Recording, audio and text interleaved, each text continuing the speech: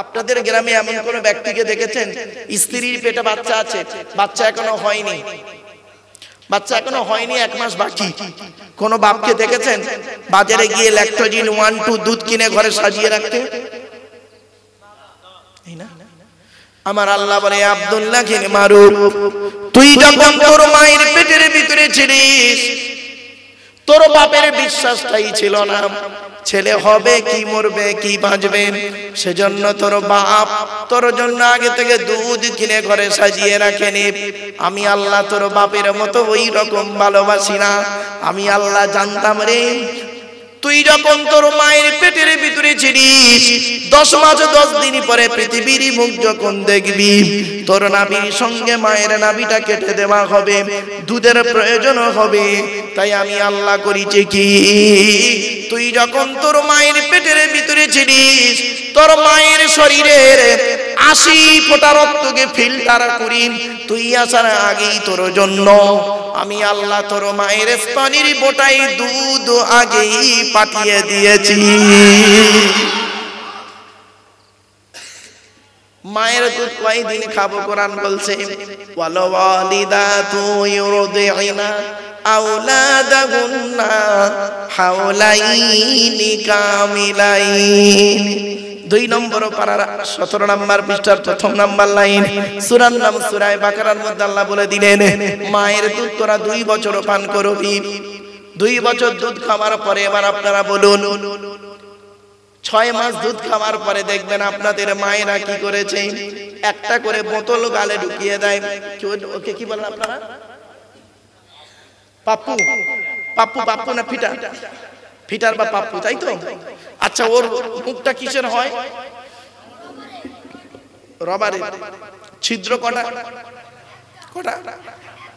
আল্লাহ বলে, আব্দুল্লাহ বিন মারুফ শোন, আর রহমানির রহিম, আমি কত বড় দয়াবান চিন্তা কর। তুই যখন মায়ের পেট থেকে পৃথিবীর মুখ যেদিন দেখলি, সেই দিন আমি আল্লাহ যদি তোর মায়ের স্তনের বোটায় যদি একটা ছিদ্র দিতাম, অতিরিক্ত দুধ তোর গালে আসতো, দম ফেটে মারা যেতি। না না না, সেই দিন আমি আল্লাহ তোর মায়ের স্তনের বোটায় গুনে গুনে 32টা ছিদ্র দান করেছি। আস্তে আস্তে দুধটা খাবি, বড় হয়ে আমি আল্লাহ আমাকে আল্লাহ আল্লাহ বলে ডাকবি। এই হলো রহমান। আর রহমান, এরপরে আল্লাহ বলে, বান্দা শোন, এই আয়াতের ব্যাখ্যায় বলা হয়েছে রহমানটা হলো দুনিয়াতে সকলের জন্য, রহিমটা হলো মুমিনের জন্য কিয়ামতের মাঠে। এজন্য মনে রাখবেন, এই রহমান দয়ালু থেকে পৃথিবীর সমস্ত সৃষ্টিজীব সৃষ্টিকুল দয়া পায়। আর রহিম মানে দয়ালু, যারা আল্লাহকে অতিরিক্ত ভালোবাসে তারাই খাস করে পাবে। এরপরে আল্লাহ বলে, মালিক, মালিক ইয়াউমিদ্দিন, আমি আল্লাহ হলাম মালিক। আর তুইও তো একটা মালিক, তুই একটা কারখানার মালিক, ঠিক না? ঠিক। তোর কারখানায় 20 জন কারিগর কাজ করে, 2 জন কারিগর তোর বিরুদ্ধে কোনো কথা বললে ঘাড় ধরে তাকে বের করে দিস, ঠিক না? ঠিক। আল্লাহ বলে, আমি আল্লাহ বললাম এমন মালিক, আসমান পৃথিবী জমিনের মালিক। এই পৃথিবীতে যে আমাকে আল্লাহ বলে ডাকে তাকেও আমি আল্লাহ খাওয়াই, যে আমাকে আল্লাহ বলে ডাকে না তাকেও আমি আল্লাহ খাওয়াই। আমি এমন একটা মালিক, কিয়ামতের দিনের মালিক রে। বান্দা শোন, আমি আল্লাহ জানি যে আমাকে না আমার ডাকছে না, আমাকে আল্লাহ বলে ডাকে না, আমার ইবাদত করে না, আমি আল্লাহ সব জানি। তবে আমি এটাই জানি, বান্দা শোন, একদিন না একদিন এই কোরআনের বাণী যখন ওদের কানে পৌঁছে যাবে, এই কোরআনের বাণী যখন ওদের কানে পৌঁছে যাবে, ওরা তখন করবে কি, নিজের নফসের কথা খেয়াল করে আল্লাহর আমার পথে চলে আসবে, তওবা করবে। আমি আল্লাহ ওদের জীবনের গুনাহগুলো মাফ করে দেব। মালিক ইয়াউমিদ্দিন, কিয়ামতের দিনে দিনের মালিক কেমন, কিয়ামত কেমন কি জানেন? কোরআন বলছে ওরে কিয়ামতের অবস্থা কি হবে? যেদিন পৃথিবী ধ্বংস হয়ে যাবে। ইযা ওয়াকাতিল ওয়াকিয়া লাইসা লিওয়াকাতিহা কাযিবা আল কারিয়াতু মাল কারিয়া ওয়া মা আদরাকা মাল কারিয়া ইয়াউমা ইয়াকুনুন নাসু কাল ফারাশিল মাবসুস ওয়া তাকুনুল জিবালু কাল ইহিনিল মানফুস আল হাক্কাতু মাল হাক্কা ওয়া মা আদরাকা মাল হাক্কা। কিয়ামত সম্পর্কে আরো বলা হয়েছে ওয়াজ্জারিয়াতি যারওয়ান ফালহামিলাতি বিকরান ফালজারিয়াতি ইসরান ফালমুকাসসিমাতি আমরা ওয়াল মুরসালাতি গুরফান ফালআসিফাতি আসফা। শুধু তাই নয়, কিয়ামত সম্পর্কে বলা হয়েছে ইদাস সামাউ ফাতারাত ওয়া ইদাল কাওয়াকিবু তাসারাত ওয়া ইদাল বিহারু ফুজ্জিরাত ওয়া ইদাল কুবুরু বুসিরাত। আরো বলা হয়েছে ইদাস সামাউ শাক্কাত ওয়া আযিনাত লিরাব্বিহা ওয়া হুক্কাত ওয়া ইদাল আরদু মুদ্দাত ওয়া আলকাত মা ফিহা ওয়া তাখাল্লাত। আল্লাহ বলে বান্দা শোন, মালিক ইয়াউমিদ্দিন, এই সব দিনের মালিক হলাম আমি আল্লাহ। যেদিন তোর বাপ তোর কোনো উপকার করতে পারবে না, তোর ভাই তোর কোনো উপকার করতে পারবে না। বান্দা শোন, সেই দিনের ভয় তোরা কর, কিয়ামতের মাঠের ভয় তোরা কর। ইয়া আইয়ুহান নাসু তাকু রাব্বাকুম ওয়াখশাউ ইয়াওমান লা ইয়াজজি ওয়ালিদুন আন ওয়ালাদিহি ওয়ালা মাউলুদুন হুয়া জাযিন আন ওয়ালিদিহি শাইয়্যা ইন্না ওয়া'দাল্লাহি হাক্কুন ফালা তাগুররান্নাকুমুল হায়াতুদ দুনিয়া ওয়ালা ইয়াগুররান্নাকুম বিল্লাহিল গরুর। আল্লাহ বলছেন মানো, এই আয়াতটা কোথায় আছে? 21 নম্বর পারা 13 নম্বর পৃষ্ঠারে একেবারে 11, 12, 13 নম্বর লাইন। সূরার নাম সূরা রুমের 33 নম্বর আয়াত আল্লাহ পাক বলে দিলেন, হে মানব জাতি, সেই দিনের ভয় তোরা কর যেদিন তোর বাপ তোর ছেলের কোনো উপকার করতে পারবে না, ছেলে তার বাপের কোনো উপকার করতে পারবে না, প্রত্যেকেই নিজের নিয়ে ব্যস্ত থাকবে। আল্লাহ পাক আরো বলছেন ইয়াউমা ইয়াফিরুল মারউ মিন আখিহি ওয়া উম্মিহি ওয়া আবিহি ওয়া সাহিবাতিহি ওয়া বানিহি লিকুল্লি মিরইন মিনহুম ইয়াউমা ইযিন শাআনুন يغني وجوه يومئذ مسفرة ضاحكة مستبشرة ووجوه يومئذ عليها غبرة ترهقها قترة أولئك هم الكفرة الفجرة। বুঝলেন? সেই দিনের ভয় তোরা কর যেদিন বাপ তার ছেলে থেকে পালাবে, মা তার বাপ থেকে পালাবে, মা তার ছেলে থেকে পালাবে, স্বামী তার স্ত্রী থেকে সরে যাবে, কেউ কারোর থাকবে না। সেই দিন নিজের জবাব নিজেকে দিতে হবে। সেই দিনের ভয় তোরা কর। আল্লাহ বলে সেই দিনের মালিক মালিক ইয়াউমিদ্দিন, সেই দিনের মালিক হলাম আমি আল্লাহ। সেই দিন আমি আল্লাহ যাকে বলবো তোকে আমি আল্লাহ মাফ করে দিলাম, সেই দিন আমি আল্লাহ যাকে বলবো তোকে আমি মাফ করে দিলাম। ওরে আব্দুল্লাহ গিল মারু, পৃথিবীতে সমস্ত পাপ করেছি, সমস্ত গুলোকে আমি মাফ করে দিলাম আজকের। সেই দিন সকলে নাজাত পাবে যদি আল্লাহ মাফ করে। আর আল্লাহ যদি সেদিন দয়া না করে, কারোর কোনো ক্ষমতা নাই। ঠিক না বেটি? আল্লাহর দয়া যদি সেই দিন হয়, এই জন্য বাবাদের বলে যাচ্ছি, দুনিয়াতে যতদিন বাঁচবেন আল্লাহকে খুশি করুন। আল্লাহকে খুশি করুন, বন্ধুকে খুশি করে লাভ নেই। আজ বন্ধু আছে, কাল শত্রু হবে। বান্ধবীকে খুশি করে কোনো লাভ নেই। তুমি তোমার রব আল্লাহকে খুশি করো। আল্লাহ যদি খুশি হয়ে যায়, বলা হয়েছে মাল্লাহুল মাওলা ফালাহুল কুল, যে ব্যক্তি আল্লাহর হয়ে যায় আমি আল্লাহ তার হয়ে যায়। একটা উদাহরণ দেবো, দেবো। এই দেখেন, জায়গাটার নাম হলো আজমির শরীফ। নাম শুনেছেন? হ্যাঁ, ওখানে একটা মাজার আছে জানেন? খাজা মঈনুদ্দিন চিশতি আজমিরি রহমাতুল্লাহ আলাইহির মাজার। খাজা মঈনুদ্দিন চিশতি আল্লাহকে কতটা বিশ্বাস করতে শুনে নিন। একদিন খাজা মঈনুদ্দিন চিশতি আজমিরি রহমাতুল্লাহ আলাইহি ফজরের নামাজের পরে গাছের তলায়, তারাগড় পাহাড়ের নিচে গাছের তলায় বসে বসে কোরআন পড়ছে, সূরা ইয়াসিন তেলাওয়াত করছিলেন। পড়া কমপ্লিট হয়ে গেছে, এমতো অবস্থায় দেখতে পাচ্ছি পাহাড়ের দিকে চেয়ে দেখতে কিছু যুবক ছেলে বড় একটা পাথর ধরে দাঁড়িয়ে আছে, পাথরটা ফেলে দেবে, খাজা মঈনুদ্দিন মারা যাবে। খাজা মঈনুদ্দিন চিশতি আজমিরি রহমাতুল্লাহ আলাইহির ঈমানটা কত মজবুত দেখুন। পাথরের দিকে চেয়ে দুটো বাক্য শুধু বলেছিলেন। এক নাম্বার বলেছিলেন, হে পাথর, তোর দ্বারাই যদি আল্লাহ আমার কপালে মৃত্যু লিখে রাখে তাহলে মনে করব এটাই আমার কপালে মৃত্যু লেখা ছিল। আর যদি পাথর, তোর দ্বারাই যদি আল্লাহ আমার কপালে মৃত্যু লিখে না রাখে, পাথর তুই আজকের আল্লাহর হুকুমে ওই জায়গায় দাঁড়িয়ে যা। আজও পর্যন্ত পাথর আল্লাহর হুকুমে ওই জায়গায় দাঁড়িয়ে আছে। কে বুঝলেন? বাড়ি থেকে ভাববেন। তাই আল্লাহ পাক বললেন, আমি বললাম এমন সমস্ত প্রশংসা যদি করতে হয় আল্লাহর করবি আলহামদুলিল্লাহি রাব্বিল আলামিন। গুণগান যদি করতে হয়, প্রশংসা যদি করতে হয় আল্লাহর করবি। আর আমি আল্লাহ বললাম সারা বিশ্বের প্রতিপালক।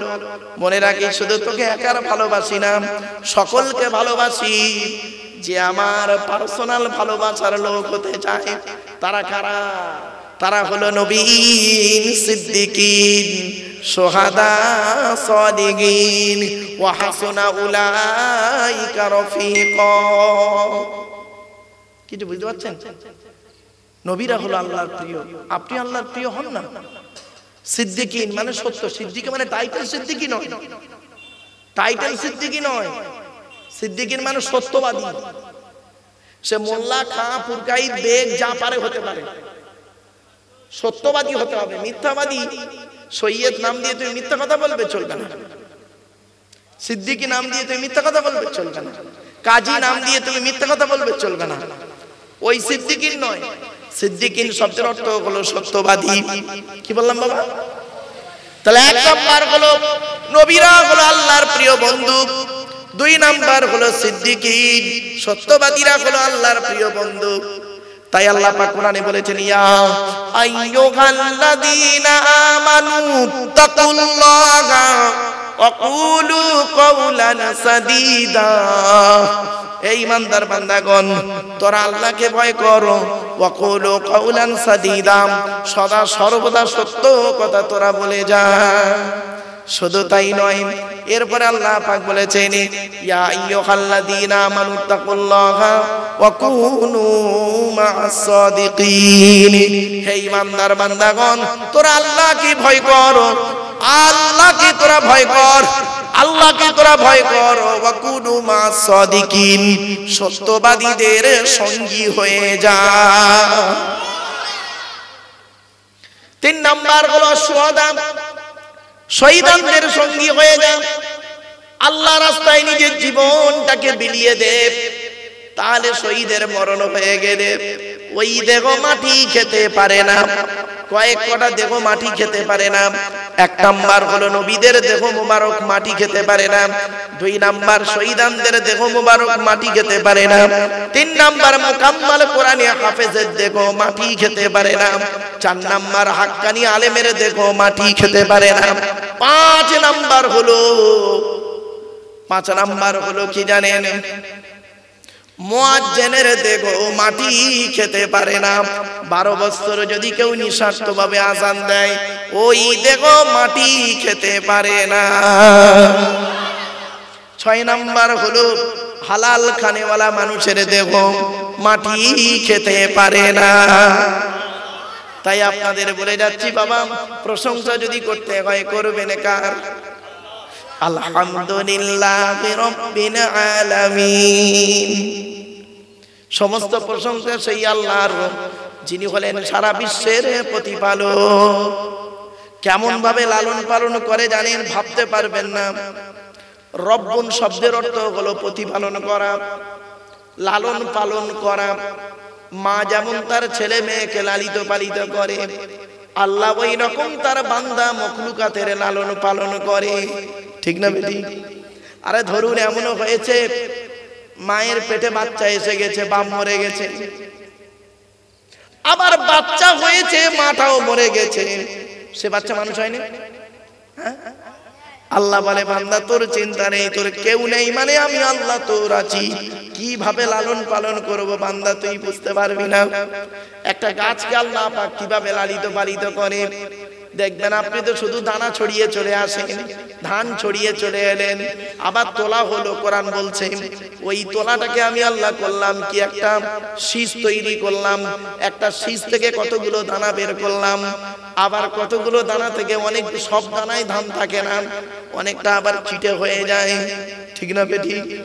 আল্লাহ বলছে বান্দা শোন, কোরআনে আছে ফালিয়ানজুরিল ইনসানু ইলা তুআমিহি আন্না সাবাবনাল মা সাব্বা সুম্মা শাকাকনাল আরদা শাক্কা ফাআমবাতনা ফিহা হাব্বা ওয়া ইনাবান ওয়া কদবা ওয়া যাইতুনা ওয়া নাখলা وحدائق غلبا وفاكهة وأبا متاعا لكم ولأنعامكم। আল্লাহ পাক কোরআনে বলেছেন কিভাবে আল্লাহ পাক লালন পালন করে, কিভাবে চাষ তৈরি হয়, কিভাবে গাছ তৈরি হয়, কিভাবে আসমান জমিন চলাফেরা করে, কিভাবে সূর্য চন্দ্র নক্ষত্র চলাফেরা করে, কিভাবে সৌরজগৎটা চলে, গ্যালাক্সি নেহারিকা থেকে শুরু করে সবকিছু কিভাবে চালনা করেন একজনই চালনা করছেন। শুনে রেখে দিন, পৃথিবীর বৈজ্ঞানিকরা গবেষণা করে বলবো মাটির নিচে কতটা যাওয়া যায় দেখি তো। মাটির নিচে ঘুরতে ঘুরতে ঘুরতে ঘুরতে কত দূর গেল জানেন? মাত্র 12 কিলোমিটার গেল। 12 কিলোমিটার মানে এখান থেকে কত দূর হবে? রানিয়াটি এখান থেকে কাছে হবে, যাই হোক ধরে নেন। 12 কিলোমিটার ঘোরার পরে দেখছে এমন আওয়াজ আসছে, কান্নার আওয়াজ, এমন আগুন ছুটছে, সব চাপা দিয়ে চলে এলো। আল্লাহ বলে বান্দারে কি দেখবি? আকাশের নিচে উপরে যাবি, আকাশের শেষ সীমানা খুঁজে পাবি না, কিন্তু সেই শেষ সীমানা ত্যাগ করে পৃথিবীর একজন মানুষ শুধু আমার সঙ্গে দেখা করে গেছে, আমার সঙ্গে কথা বলে গেছে, তিনি অন্য কেউ নয়, আখিরি জামানার শেষে নবী। সব মেরাজ হলো। তাই আল্লাহ বলে আলহামদুলিল্লাহি রাব্বিল আলামিন। এই সূরা ফাতিহা তাফসীর করতে গেলে কমসে কম 3 ঘন্টা করে যদি আলোচনা করি, কমসে কম খুব কম করে 5 দিন লাগবে। 3 ঘন্টা করে আলোচনা করলে সূরা ফাতিহাটা। আমি আসতে ওই বাচ্চাটা বললো যে হুজুর সূরা ফাতিহার একটু তাফসীর করবেন। তাই আমি বললাম আচ্ছা ঠিক আছে, বাপ বোঝার লোক আছে তো। আমি যেন বলছিলাম, আমি বললাম না ওই যেন হাফেজ সাহেব সব স্টেজে তুলে নিয়েছিলাম, সব পালিয়ে গেল রে, আমি একাই রয়ে গেলাম। আসলে আমার বন্ধু তো সব, হাফেজ ফারুক একসঙ্গে হাফেজ হয়েছে, আমি হাফেজ ফারুক একসঙ্গে হাফেজ হয়েছি, আমার বন্ধু, আমার বাপেরা।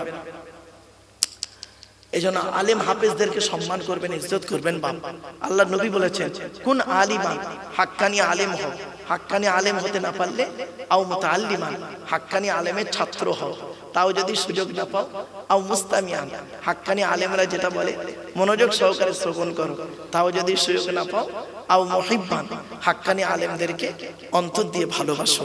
ওয়ালা তাকুন খামিসান ফাতুহলিকু, 5 নাম্বারটা হতে যেও না, তাহলে ক্ষতিগ্রস্ত হয়ে যাবে। বাবা এই জন্য হাক্কানি আলেমদের সঙ্গে ওঠা বসা করবেন। এলাকায় হাফেজ আলেমরা আছে, তাদের কাছে বসে কোরআনটা শিখে নেবেন, কোরআন পড়াটা শিখে নেবেন। অনেকে কোরআন পড়তে পারে না, আমি কোরআন পড়ছি মানে করছি, আপনারা শুনছেন, এটা বেশি আনন্দ? আপনি নিজে কোরআন পড়তে পারলে আনন্দ। বাবা পড়তে পারলে আনন্দ, এগুলো মাথায় রাখবেন। এজন্য আমার এই আলোচনা শোনার লোকের অভাব। আমি তো এক্ষুনি একটা কেসা কাহিনী ধরতে পারতাম, একটা কেসা কাহিনী ধরলে দেখবেন বিশাল সুবহানাল্লাহ পড়ে যাবে, কিন্তু বাবা আমি একটু আলোচনা করি, অসুস্থ শরীর, তাই অনুরোধ করে বলে যাচ্ছি বাবা আপনারা কোরআন হাদিস ইজমা কিয়াসের আলোচনা শুনুন। চলো না কি